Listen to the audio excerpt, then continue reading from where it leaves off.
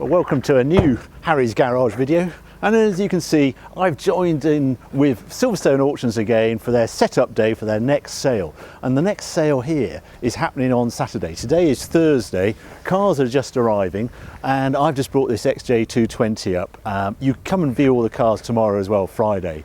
But let's dive in, let's have a closer look at this car to kick off. XJ220, there are actually two of these in the sale this time. This one is quite a nice example because this one has got a reasonable number of kilometres on it, 20,800, so it's been used. It's just had a lot of work done at Classic Works, Jaguar Classic Works. They've put new tyres on it, they've gone through, they've changed the tanks on it, bit of refresh on the body. And yeah, what do you say about XJ220? It was a peculiar car when it came out because there was all this promise of the V12. It came with the V6 in the end, and the price in '92 when it was first announced was £470,000, so a lot of money when it came out. And people were sort of put off with it because it wasn't the V12, etc. But it did the numbers. That V6 is a mighty power unit, turbocharged 549 horsepower at 7,000 RPM. And if you ever are lucky enough to see one of these cars when the body's been taken off and you see the chassis, it is stunning. The suspension on it is all done by TWR Racing, and it's beautifully milled. It's the best way to see an X220, and it really changed my opinion when I actually saw one of these under the skin. Quite a dramatic car. Did the numbers, 220 was its top speed, allegedly that's how it's got its name of XJ220. Martin Brundle proved it could actually do that speed. They had to take the caps off, and I think they got 217 round Nardo, which is a little bit of scrub. But what a machine. I think it's funny now that we had the 4GT, that's a V6 now, so we're sort of downsizing. And then this was V6, you know, back in its day. It makes it a light car, 1,479 kilos or thereabouts, but it's such a dramatic shape. You get a lot of Jaguar with this car. This one is guided at 300 to 350,000 pounds. There is actually another one in sale that's 700 miles only, a proper collector right-hand drive one. But if I was going to choose between the two, I'd probably have this because I like the colour combination. I know it's been used, it's had all the right bits done, so this is one to use in the future. Anyways, lots more other cars here, so let's go and have a look at some more.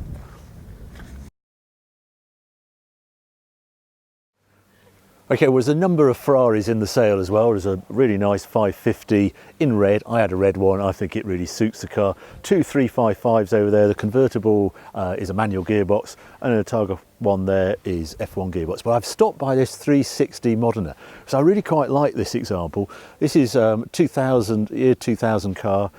And it's a manual as well, but it also has some nice extras on it. It has a Scuderia shields on the side. You've got to remember when you order these are quite an expensive option because it's a completely different wing because they're inset into the wing. You see a lot of cars with stickers, but this is the real deal, the proper metal shield.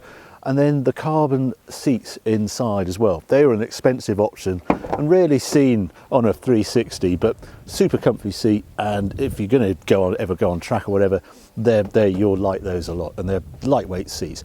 Everything on this car, as I say, it's all original from what I can see. I can see one or two stone chips here and a little bit of wear there. That's all positive stuff because it shows that this has never been resprayed or had any work on it, and it's even got the standard exhaust on it. And a manual 360, they're all aluminium car. It was a real step up from 355. Very usable, very reliable, and a really good sort of starter Ferrari. This one is guided at 60 to 70,000. Seems pretty good value to me. Now we've got a collection of Porsches, and I've stopped by this GT2. It's hard to think, this is 996 GT2, hard to think this car is 2001. It's getting on for 18 years old, which I find amazing. So it's done 56,000 miles, this example. This is the Club Sport as well, which means you've got the fantastic wrap-round seats, carbon seats, and full cage in the back and fire extinguisher, and some other little trick bits on the suspension. Bigger tank, 89 litre tank on this one.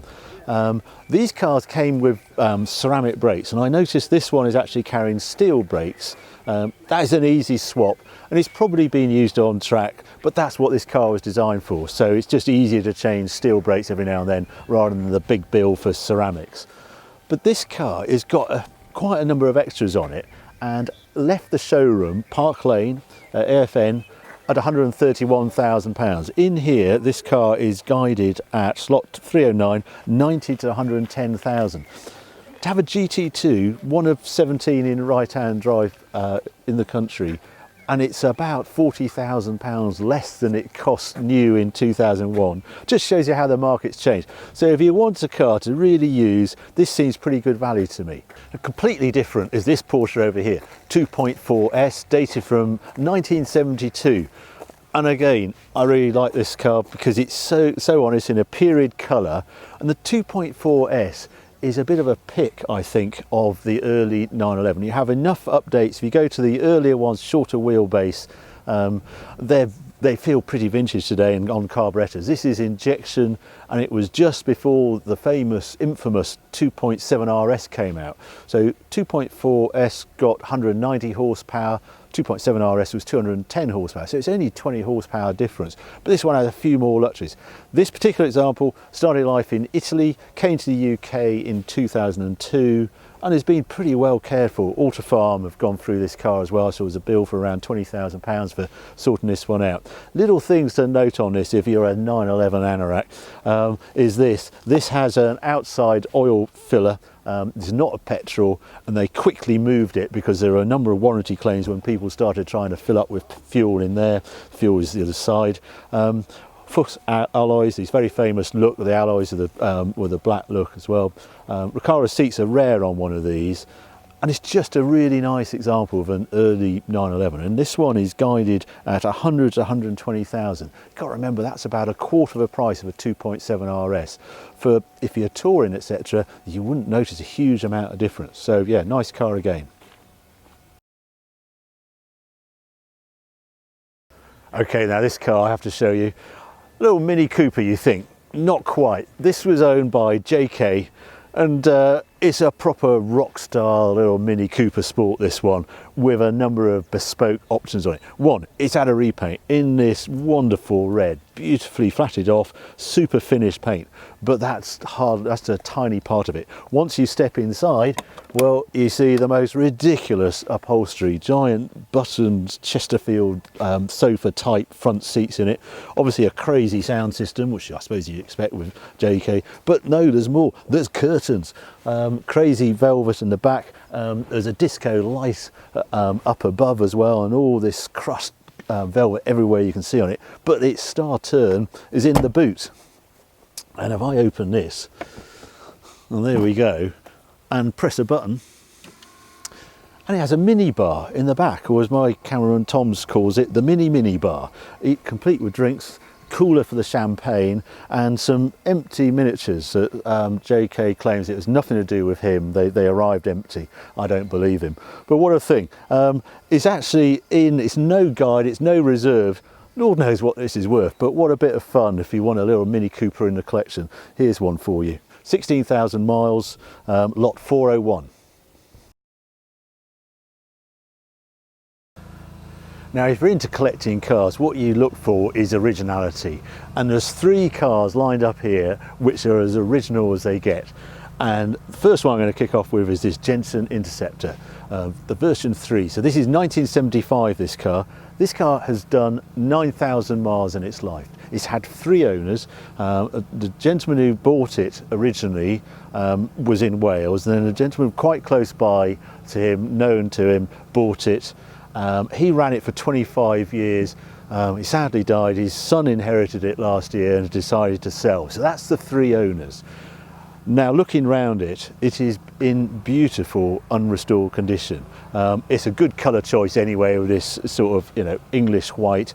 It's got red interior, very nice. It's beautifully presented. I just love cars like this, and at 9,000 miles you just don't find them like this. There's something different with an unrestored car, and it had some nice options in its day. These vents were original. They were an option by 1975 to try and vent the bonnet. These cars were quite famous for getting quite hot under the bonnet and sort of not starting because the carburettor, the petrol evaporated. That sort of cured it as well. Obviously automatic. beautifully presented, and also it's got the original sticker. And I met the owner, the son, and I said it can't be original. It says built and serviced by Jensen Cars Limited, Kelvin Way, Bromwich. Sticker in the rear window. He says, I honestly say that is the original sticker that the car came with. So, and it's a great number as well. So a real find, and actually guided pretty reasonably, I think, at 60 to 70,000. To restore one of those is 100,000 plus. So 60 to 70,000 for a 9,000 mile Jensen, really nice. The same guy, the same chap, has this car, which is an original Jaguar 3.8 Mark II. Super nice. I think that's about 8,000 miles as well. I'm not going to go on this because I want to show you this one. A 1965 E-Type Series 1, 4.2. Now this is an American car, and yes, the paintwork is a bit dull, but it starts and runs. Jaguar Works, this new classic division that Jaguar they set up, has put a new exhaust on it, and it's good to go. Great colour combination. Interior looks remarkably pristine. Car, but it's only 47,000 miles. I've looked round this, there's no rust on it whatsoever. It's a US car, and I look at these shut lines and they're super tight. And there's something pretty cool. You could just rock around in this. There's a slight, I think there was a parking dent just here, I noticed. Not, you know, nothing really to worry about. But this is well priced. If I can find the guide for it. What are we on here? Lot 404, 1965, guided at 40 to 45,000 pounds. I can't. If it goes for 40 to 45, that would be the bargain of the sale. But you know, a Mark 1 Series 1 E-Type, the prettiest of them all, 40 to 45,000. I'd love to buy it for that.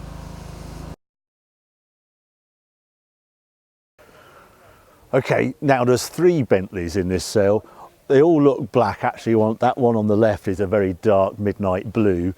Those 2 are Bentley RTs, or last of the generation of the Turbo R, and then an Arnage. Which one do I look at? Because they're all quite tasty. I'm going to plunk for this middle one. This is actually the cheapest of the 3, so this is guided at 16 to 20,000. Now the RT, Bentley RT, was the last of the line of the Turbo R. This one is 1997, that one's 1998. And what it got the final iteration of this injected engine. We'd seen it in the Continental T, 400 horsepower with the new gearbox as well.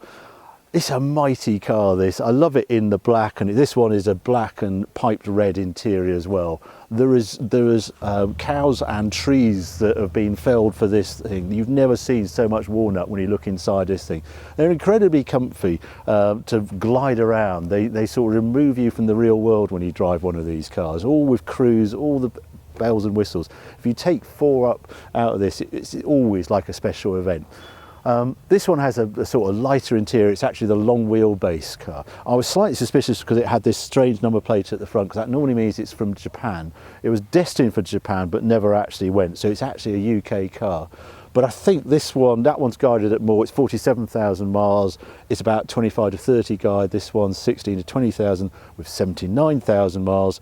I think this would be the one for me, but you can't really go wrong. Now the RT was then followed by the Arnage, and that's this one, and this is super low mileage. It's about 12,000 miles, and also rare for one of these, it has the turned aluminium dash in it, and it's a better car all round. Guided at about 35 to 40,000, but there's something about the original Turbo R. I think it makes more of a statement. It's more elegant, that squared off rear. You know, it's the period, it's the great 80s, although these are 90s cars, but this makes a real statement, a proper Bentley.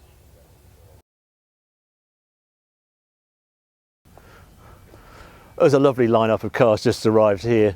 1975 BMW 3 litre CSI. Striking blue colours, just had a £20,000 body restoration on this and trim. Straight 6, 200 horsepower, manual, old school BMW with obviously the racing pedigree as well. Then we get an XK 120. A lovely, elegant car, the XK 120 with the splats, convertible as well. Just want to show you this one as well. Now this is a Ferrari 400. Not 400i, this is the carburettor version. Really rare in right-hand drive and a manual. crazy original looking around this car. The one bit I spotted in the description that I thought, oh, I must have a look at that. This car was Zeobarted from new. Now that doesn't often happen with a Ferrari of this vintage, so it's pretty good order. And it's been very well maintained. Bob Houghton has been looking after it since I think early 2000s with it, and that is some engine. This car is not guided as a lot of money. If I just look, it's guided at 38 to 44,000. You'd pay that for that.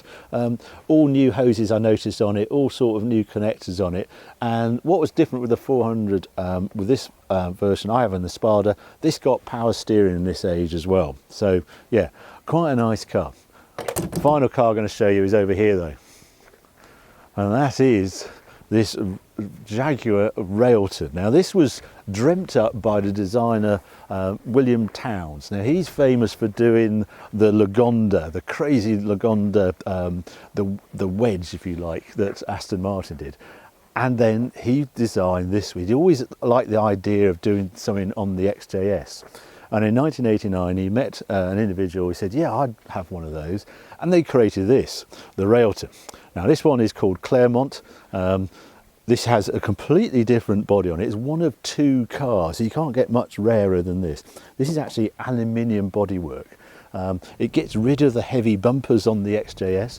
It actually has an electric sunroof as well, just 13,000 miles from new, this car. It was actually owned by William Towns for quite a while, and when he died another collector has had it, and now this is a rare chance to buy one of these cars. But what a car. When are you going to find one of those again?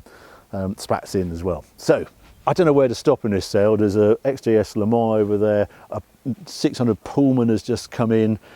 Inside the marquee over there, two spectacular Aston Martins, and also a Daytona Spider conversion. Now that's guided around the $500,000 mark. Might sound a lot, but if you actually wanted a real Spider Daytona, you're about 1.3, 1.4 million in today's market. Huge amount to see. As I say, today, Thursday, is setup day. Tomorrow is viewing day. Heythrop Park we are. Have a look on the website and get all the details. You can bid online if you can't make the sale. The sale is Saturday, kicks off at 12:30, so 11th of May. Not very long to have a look. I hope you've enjoyed this video. If you have, keep watching, keep subscribing. More videos coming along very soon.